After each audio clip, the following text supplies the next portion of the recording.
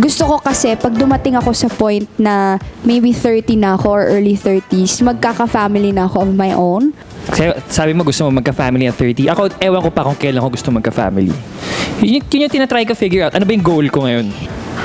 Paano ko i-sustain yung self ko? Paano ko i-sustain yung lifestyle ko? Paano ako mag-survive in a span of, like, kaya ko ba kahit hindi ako magtrabaho na o kaya ko bang mag-survive ng 5 years, ganyan, may emergency fund ba ako? So, ako napapressure ako ngayon na mag-ipon pa and earn more. Right now, I'm really in the age of like, parang pressured na mapag-aral ko lahat ng kapatid ko. Hindi ako panghabang buhay nandun.